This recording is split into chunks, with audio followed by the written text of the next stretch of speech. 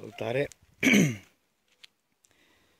Anul ăsta am filmat mai puțin, am fost foarte ocupat cu inseminările, așa că nu prea am mai pus multe filme, dar acum am făcut ceva mai deosebit și m-am gândit să vă arăt și vouă.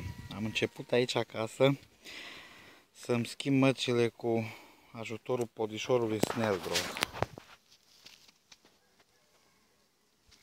Asta de aici. Am făcut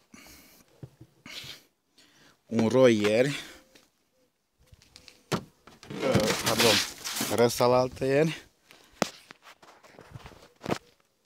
Ieri am eliberat matca, aseară. Vreau să o văd că e în regulă și apoi vă mai și povestesc.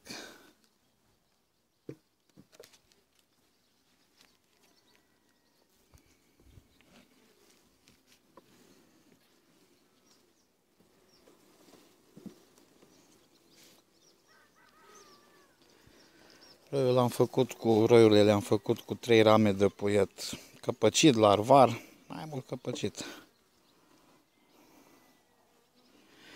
Și cu albină amestecată din 3 stupi.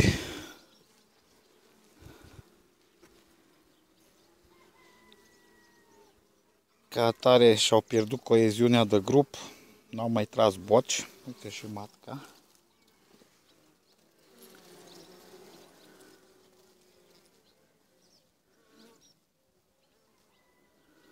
Ok. Deci practic, și matca am dat-o cu cușca pe ramă, care e o metodă pe care eu o folosesc des și îmi place foarte mult, metoda de a introduce măci noi. Bănuiesc că și datorită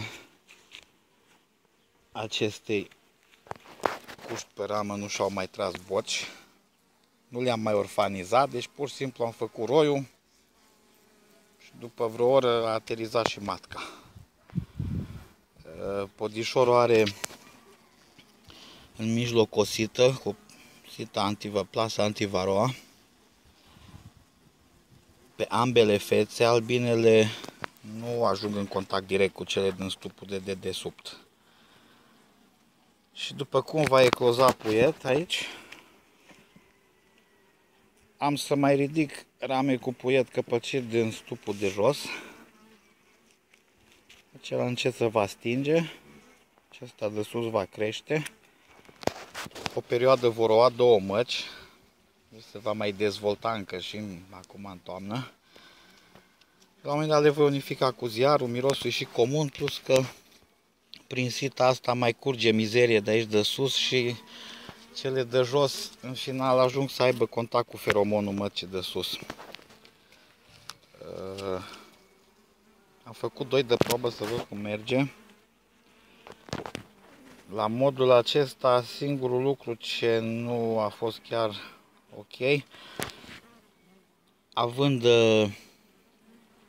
comunicarea destul de mare cu stupul de jos, albinele care au provenit din stupul acesta, acum apropo mă aflu în spatele stupului, au simțit în continuare mirosul familiei lor, care probabil că a și predominat, nu s-au mai simțit stinghere cum trebuia în ladă nouă și s-au cam bătut cu cele care au fost aduse din alte familii. Deci când mai fac așa ceva, am să pun corpul cu podișorul deoparte în spate, să zicem iau puiet din 3 stupi, îl pun în corpurile pe Snellgrove în spate, după care mut pun cele 3 corpuri pe oricare alți 3 stupi și atunci, într-adevăr, toate albinele din acest corp vor fi rupte complet de familia lor, nu se vor mai bate.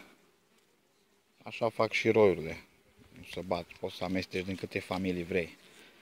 Acolo nu mai simt familia lor de unde provin, niciuna.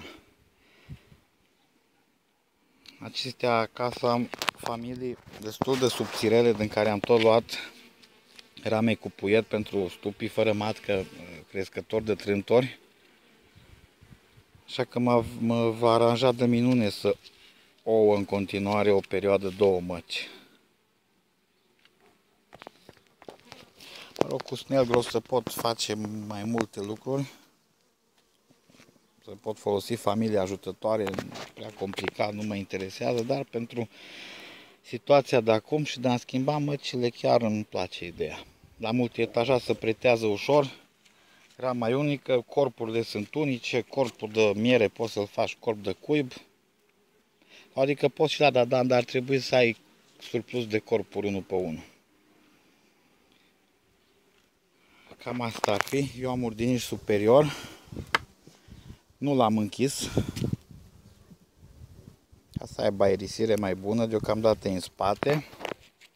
La un moment dat îl voi unifica, pe acesta îl voi închide, albina ce zboară pe aici se va muta aici. Le voi unifica, după care voi întoarce și polișorul în față și voi ajunge din nou la configurația pe care o am eu la stupi. Sănătate, să auzim numai de bine!